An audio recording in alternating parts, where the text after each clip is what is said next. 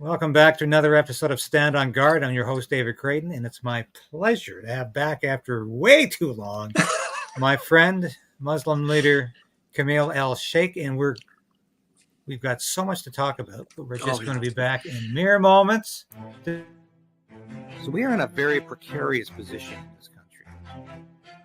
We need political change, but we also need the resolve to resist.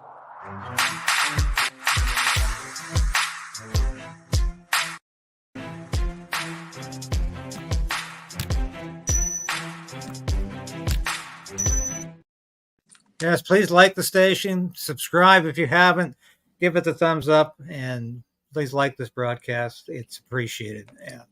So I want to get this out of the way right away, Kamel. It's been too long since you've been on the show, by the way. I mean, and I missed you. Oh, I know it. But I know you've been busy too. So there's a lot of things going on in this country, and I just watch your episodes, put a like, and if I can get 10 minutes of watching your episode, that's a good day for me, right? Well. Just run.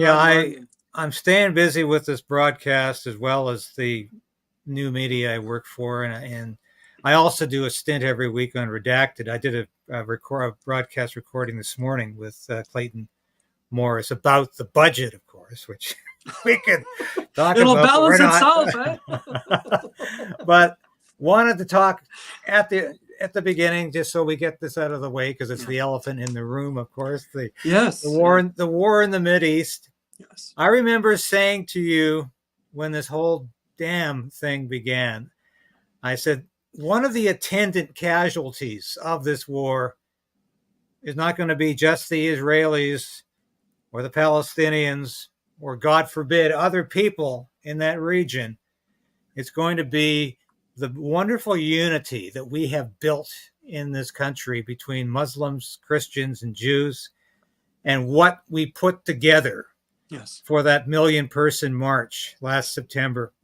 And as we demonstrated what we can do when we put our minds and our faiths and our wills together, what we demonstrated to the world, not just Canada, I just knew that was going to be not annihilated, not ended, but it was going to be upset by these globalist forces that want us to be distracted, that want us to fight about foreign wars, that want us to keep our eyes on issues that we can't control instead of the ones that we can control here in Canada, such as gender ideology. So briefly, your thoughts on that, Kamel. Well, I mean, Canadians have all kinds of opinions, and I truly believe in idea meritocracy. Ray Dalio says it best. As long as Canadians can agree and disagree in a healthy environment where, hey, you're a human being, you're my fellow Canadian, I'm going to disagree with you there. I'm going to go on social media. I'm going to be transparent, and feel free to disagree with me, but let's engage. As long as that dialogue doesn't come to chirps and insults and smears, I think it's a healthy university dialogue. I mentioned with you offline, David. Two people can say completely opposite things in university, but if they prepared their case and arguments, you would like both, and you would say, hey, you know what? That person made a point. This person made a point. Thomas Jefferson says it best. Freedom in society is the freedom to agree and disagree freely. And if we can't do that, we don't have a nation. And, obviously, a lot has happened since October 7th, but a lot has happened in the Middle East since 1948. And I don't want to go down that rabbit hole. It's a big one. And you could see it. Go on social media. You can see it all. You can see all the footages. You conclude. You're Canadians are well-educated people. You conclude whatever you want to conclude, but take a look at it with an open heart and an open mind and listen to everybody. That's what we do best as Canadians. And you know what? The reason why I canceled October 21st, and I got heat for it, and you were there, David. I got a lot of heat for it by good people, because I knew the streets were going to be upset for a few months. I knew people are going to be outraged. There's a genocide happening, all that kind of stuff. I don't want to get into the details, But at some point, you need to allow Canadians to figure it out for themselves. I'm not going to think it for you. October 21st, we canceled A Million People March Part 2, but we gave people 6 months to engage, discourse, agree, disagree. And guess what we were doing in the 6 months? We were expanding the Million People March organization. You're seeing some of the activities. We're adding more Canadians to it, more Christians. We've added Sikhs to the organization. Sikhs in BC are going nuts, right? And you know, I think any good organization, David, for it to grow, they need to be able to navigate through the tribulations of what society throws. And you need to be patient. You need to be level-headed. And you need to be calm at all times, even when you are getting the heat yourself. And I took a lot of heat. You probably seen it. And, I also, in that cancellation, hurt good people. But now those same people are saying, how did you know? Thank you for doing this. It gave us time to reflect. There was potential riots in the streets. I don't want civil unrest in this country. I want people to come together. And they saw the method to the madness, and those same people are coming back and saying, hey, you know what? We like this. And we're 10 months old. We're still in our infant stage. I'm not going to compromise our efforts. And this is why we did what we did. Well, we need to focus on Canada, and that's what I said at the time. I thought you made the correct decision because passions were high. The potential for huge distraction was there. The potential for people to be fighting about other issues. I don't want to get into those other issues, but the potential for people to be fighting about things that we cannot control were there, and we needed to focus on gender ideology and hands off our kids. Absolutely. And I'm glad to hear we're back on track on this. I'm ready to go with you again. But I want to play a clip here because in the interim, since we have been doing other things, since we've been waiting to get back to business on this issue, Pierre Poilievre, leader of the Conservative Party of Canada, has made some very interesting statements. He has said, for instance, that he believes women's locker rooms, change rooms, should be for biological women. Should not be a shock for people, but that takes political courage these days to say that. He said that he supports about 100% of what Premier Danielle Smith of Alberta has put forward in terms of limiting the odious effects of gender ideology by saying, no, 12-year-olds can't get a sex change. No, we're not going to give puberty blockers to 14-year-olds. Without their parents' consent. And remember that. Yeah. I got a lot of those complaints on my desk. So I applauded Danielle Smith for doing that. And we haven't had a chance to even discuss that or acknowledge it in our discussions. But I also applaud what Pierre Poilievre has been saying repeatedly now, and not just once. He started out with this at a Christmas interview he did with Rex Murphy, where he said, I want the Conservative Party to be the mind your own business party. I like it. And he says, I want parents to raise their children. And I said, oh my God, this is what I've been waiting to hear from a politician in Canada. Stop telling me that the state has a right over my children. Stop telling me that parents have no right to raise their children in the religion and the ideology and the politics that they choose and not the one that state chooses. I just want to play a brief clip here from Pierre Poilievre where he talks. Trudeau's not a liberal. It might surprise you to hear me say that. He's not a liberal. Liberals used to believe in liberty, and conservatives believed in conserving it. That was the common sense consensus we had in Canada. Justin Trudeau does not believe in liberty. He believes in government control. He wants to control your money. He wants to control your kids. He wants to control the economy, control your speech, control your bank account. He wants to control everything. That is illiberal. It's the opposite of liberalism. I don't want to run your life. I want to run your government. And a government that does a few things well rather than a lot of things poorly, a government that minds its own business and lets people live their lives. That is the traditional common sense consensus that Liberals and Conservatives believed in for a century and a half until Trudeau. Yeah, and I think that is dead on.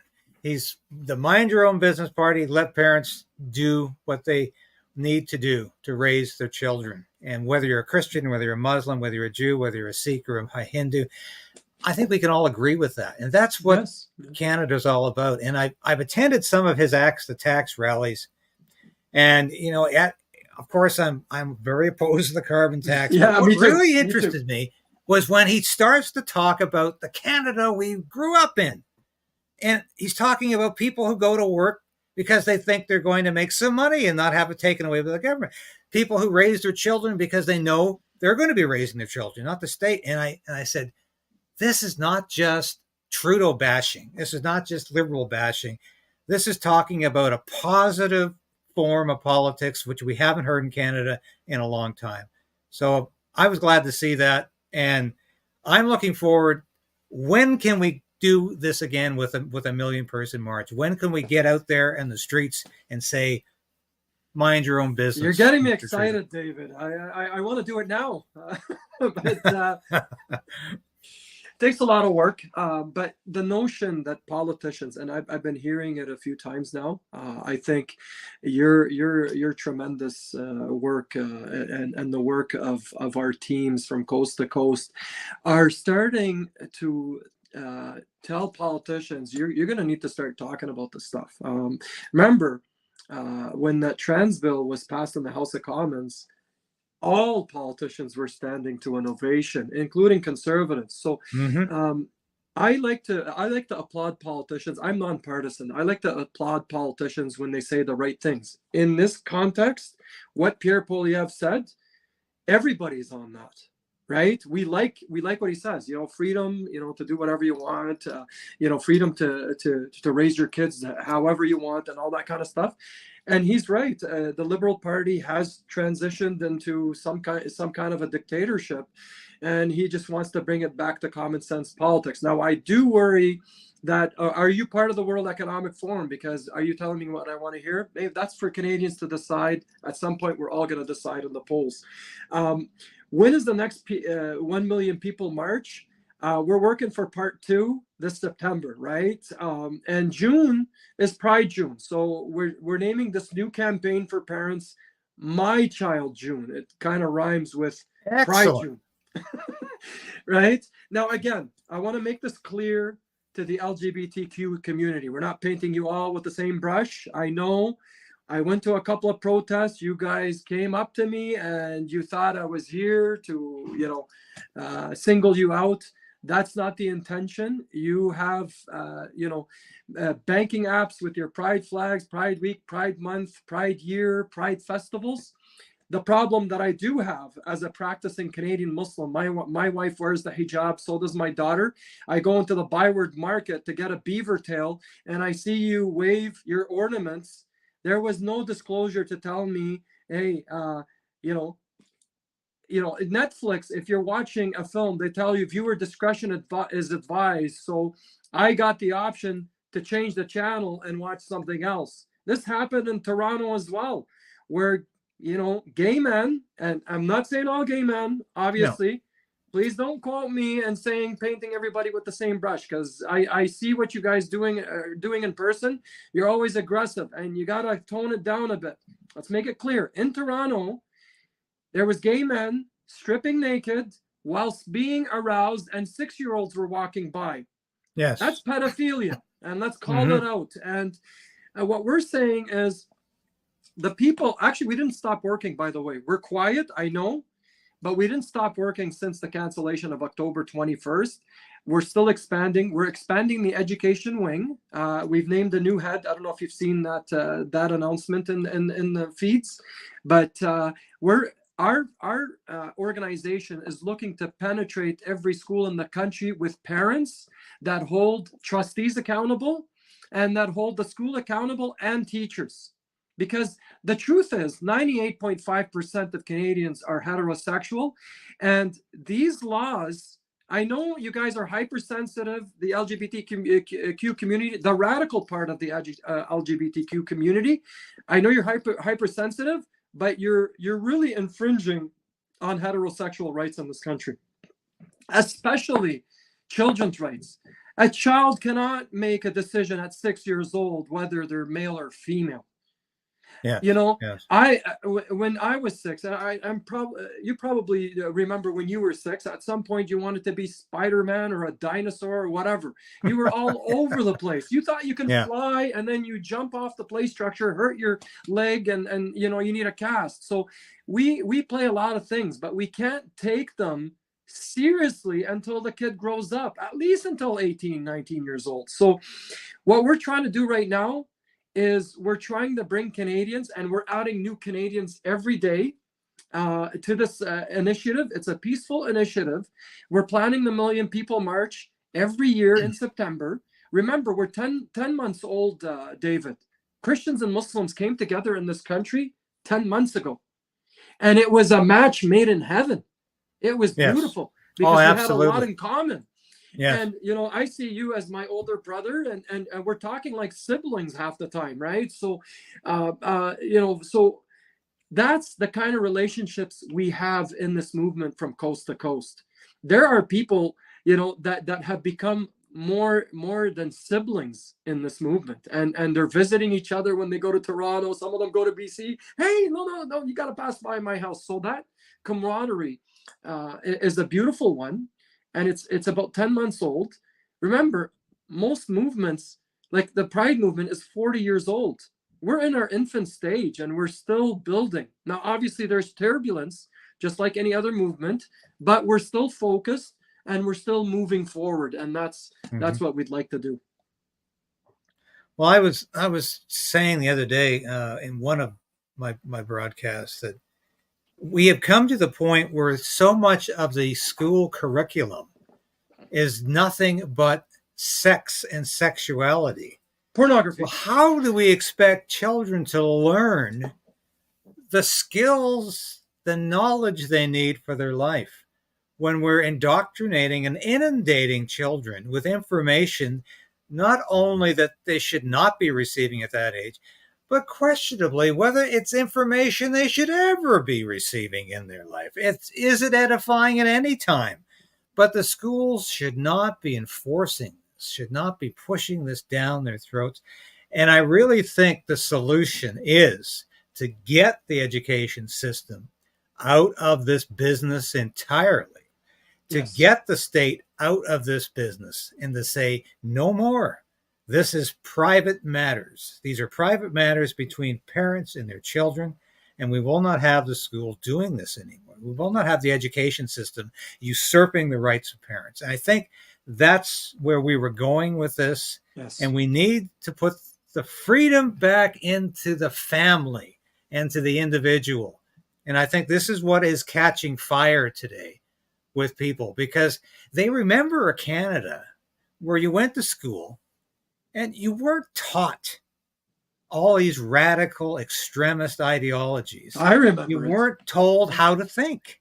Yes. And you are today. And we're all being told what to think. And of course, you know, since we've last talked, the most dangerous thing Trudeau has introduced, and he's introduced so many dangerous things, has been the online harms bill, which I'm talking about every day, because if it is passed, it could put people like me out of business. Not just doing a little broadcast like this, I know. but writing as an independent journalist, writing for new media, writing as I see fit, writing as my publication or my broadcaster or my media outlet sees fit, writing as any social media platform sees fit, because it is going to put a lot of people out of business and gag a lot of us. And I was talking to John Carpe just yesterday. Of course, he's the president of the Justice Center for Constitutional Freedoms.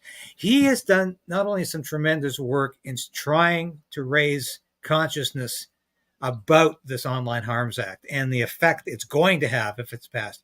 He's done some tremendous work on gender ideologies as well, because he sees this as a clear and present danger to our individual freedom and the state interfering in our lives. So I think we really need to present this not like we're belly aching, but this is the clarion call to freedom.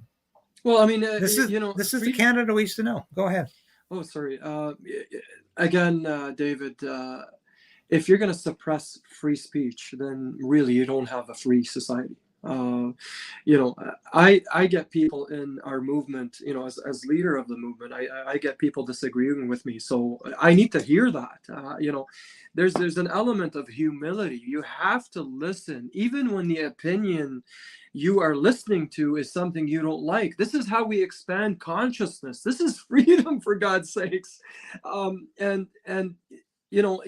mentioned the sexual indoctrination books. We have people, executives in this movement that went to schools and they're relatively new to the movement, but they've been fighting this with other movements. So we've added people from other movements. We're an umbrella. Our mandate is to just bring everybody together. We're working under, one nation under God in one of the speeches that I said. And I meant that. And I'm trying to do that practically. What this lady said, somewhere in the GTA, I think it was in the Barrie area, she said, you know what? I find if you take those porn books that they're reading to kids, and teachers are incredibly uncomfortable reading these books, and you say to the teacher, can you read that book to me? I'm going to sit here and I'm going to listen to you read that book to me. Teachers, when they're reading that book, they can't finish it of how vulgar and sexual it is. It's incredibly meticulous and if you can't read that book in front of another adult, why are you comfortable reading it in front of kids? Like I find, when somebody passes a joke and my daughter's sitting and it's a very, sexual joke, as a father, I'm uncomfortable that I heard it in front of my daughter or son, right? And my son is the same way. So why is a teacher reading pornographic books like this? And we have campaigns like that where those books were discontinued in the movement. And we're looking to scale those activities in other parts of the country. We had one parent who is an exceptional executive in the movement in the Mississauga, Toronto area. Kareem is an awesome guy.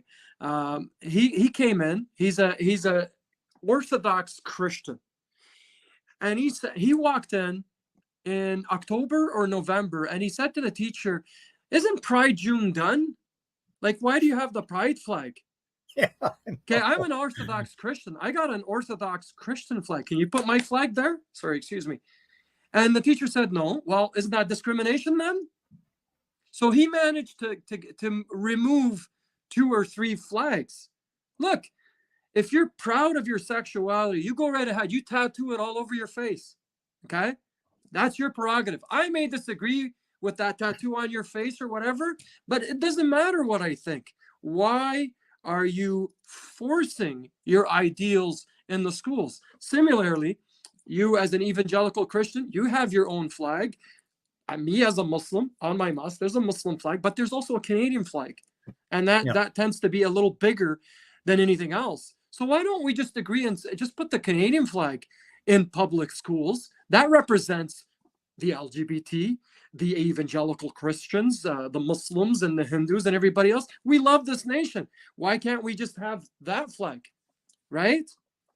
And so it's getting a lot of traction. And what we're doing is whatever succeeds in the GTA, we're applying it in Manitoba, Saskatchewan, Alberta, that kind of stuff. And we're helping each other out that way. But it's still a big puzzle. And honestly, I've been working around the clock with our teams to build it and build that cohesion, because whether it's a conservative government, a liberal government, a PPC, I don't know what the next government is. Hopefully not Trudeau on top of it. Yeah.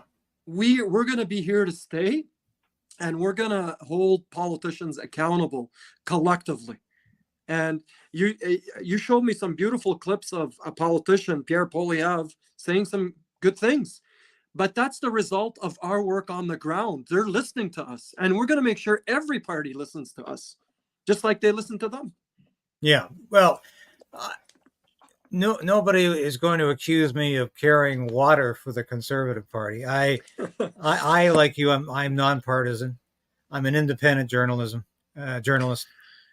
I can see the writing on the wall, though, in terms of who's going to win this next election. Yeah, and thankfully, there won't be Justin Trudeau and the Liberals unless there's a miraculous transformation, a resurrection of sorts, which I pray will not be the case. But I think what I need to do, then, what we need to do is continue to push on the Conservative Party from where we are, because if we don't, it's very easy to forget these promises.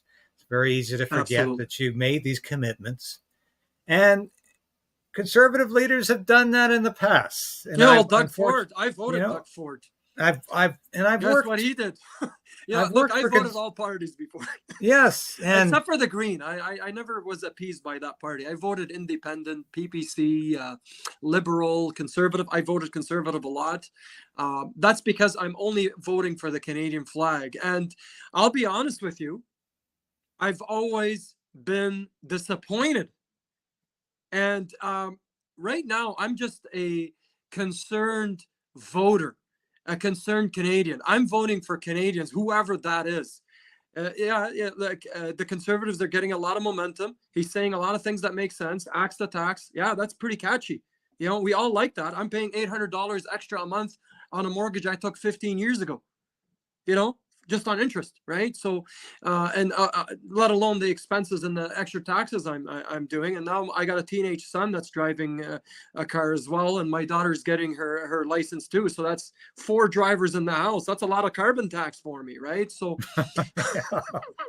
well, the Trudeau government is so monumentally monstrous, especially for a person of faith, whether you're a Christian or Muslim or Jew. Yes, I don't care what your faith is, but if it has anything to do with traditional morality, this government is completely antithetical to anyone's faith, because this is a government that not only has Pride season, it's no longer Pride Day or Pride Month, it's Pride season that seems to go on forever. Pride year. It promotes gender ideology, even though education's a provincial responsibility. Trudeau's always meddling in that sphere. He also meddles in the health sphere, which is once again a provincial jurisdiction, with his euthanasia program, which is absolutely odious. Yeah, that made program that scares me. I mean, 15,000 he's made Canada the suicide capital of the world. That's unacceptable. That's not anything I'd be proud of. But for those reasons alone, I would say, yes, we need to turf this government. We need Trudeau out, because he has become so anathema to anybody who has basic morality. And I'm looking forward to seeing that day. I hope it comes sooner. Me too. Rather than October 2025. but we will see, God willing.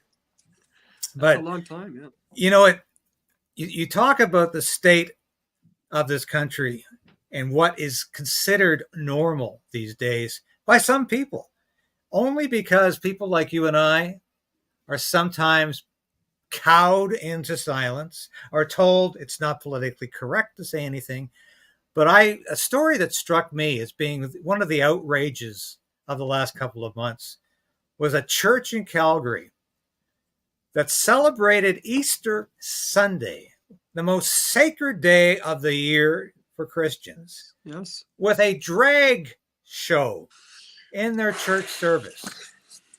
And I thought, if that is not emblematic of how corrupt and how incredibly salacious and how incredibly irrelevant so many churches have become in this country, because they have become tone deaf to standards. Continue. Go ahead. Sorry. Go ahead. You know what I find incredibly disturbing? That almost made me cry, that one. But what I found incredibly disturbing is the latest. And I'm a Muslim, and I'm outraged by this. A Muslim Canadian, feeling for my fellow Christian Canadians. Apparently, you can't read the Bible publicly because it's blasphemous in certain things. So Trudeau, I don't know if you've heard this, it's like, okay, so now you're telling people they can't read their Bibles in their churches, they can't engage in the media, they can't say Happy Easter. And for decades, I had a public page as a Muslim, and I'd say, I made sure, I said, as a Canadian Muslim, don't tell me happy holidays. Wish me a Merry Christmas, and I will wish you a Merry Christmas back. We don't need to be politically correct on that. We need to acknowledge and respect each other's faiths. Now, we have a community here, and again, I'm not painting all of them with the same brush. I disagree with the community wholeheartedly. I disagree with the lifestyle as they disagree with mine, but I did have gay subordinates and I did have gay bosses in the past, and I've worked with them, and we had a working relationship and we were professional. Okay, you could disagree with my lifestyle. I'm a Muslim, right? That's what Canada's about. It's disagreeing and agreeing and living a freedom of consciousness. But to go out there and say you're being oppressed while you're parading in the streets naked, sexual books in the school. Now you're forcing the stuff on our kids. Now, all of a sudden, you want us to change our faith, whether it's in the mosque or in the church or in the Gurdwara, whatever it is. You want us to change the fabric of our beliefs because your feelings are going to get hurt? 20 years ago, I remember, or 25 years ago, when I left school, Carleton, I remember it was about equal rights. You wanted the equal right to vote, to get married. I didn't think your vote was affected if you were gay, but that's news to me. I was kind of surprised. It's like, they ask on the ballot that if you're gay or not. Like, I mean, you are voting and you have good jobs. Some of you were my bosses, so you have really good jobs, right? You wanted equal rights, equal marriage. Well, now your rights is about, you want to take my rights away, and now you want to take my kids away? And you don't want me to know? Like, at 6 years old, my kid gets genetically modifying therapy without my knowledge if my kids are in a public school? So now you're talking about equal rights, but wait a sec here. Now all your rights trump everybody else's rights. They trump Christian rights. They trump Muslim Canadian rights. They trump Sikh rights. What are we getting to here? That's not equal rights anymore. That's you wanting everything, and we have to be quiet about it. And if I dare say something, I am censored. This is not a free society. And this is why we're pushing back. And that footage you had earlier of Pierre Poilievre, we want every politician talking that way. That's the mandate of the movement. And let Canadians decide who the next prime minister is. That's not for me to decide. I'm going to vote like every other Canadian. What I want to do is, we're going to be around just like the LGBTQ. We're only 10 months old, and they've been around for 40 years. We're going to have festivals and carnivals. And guess what? It's not going to have adult rated material. You can go and get an ice cream, and grandpa is putting you on the merry-go-round. They might see an imam. They might see a priest or a Sikh doing the same thing, and singing "Oh Canada" maybe, and a little bit of nursery rhymes that are innocent, just allowing kids to be kids. That's my prerogative in our movement, and thankfully it's received very well. Well, I think that's probably an excellent place on which to end this conversation for now. Just to say that we used to have a Canada where you couldn't lose in an election in terms of your personal morality, because everybody shared the same basic principles and same biblical morality, for lack of a better way of stating that. And I think that's what we're trying to strive for again, so we don't lose no matter who wins this election. And I think we're energized. I think we're ready to go. And I'm ready to contribute to this next march. I would be happy to participate in whatever way you deem my participation to be most I'm going to ask you edifying. Officially, are you going to be our master of ceremonies for part 2? I would be most honored to repeat that, because it was a highlight of my year to be there, to be part of that. And I kept saying, I can't wait for this to happen again. So let's make it happen again, Kamel. I can't wait to make that announcement. That's going to excite everybody. You did an exceptional job, and God bless you, and God keep our land glorious and free, David. Amen. And I'll be back. So thank you, Kamel, for joining me today, and we will be in touch. So Thank God you. bless you. God I will bless be you with too. you. God bless you. I love you with you.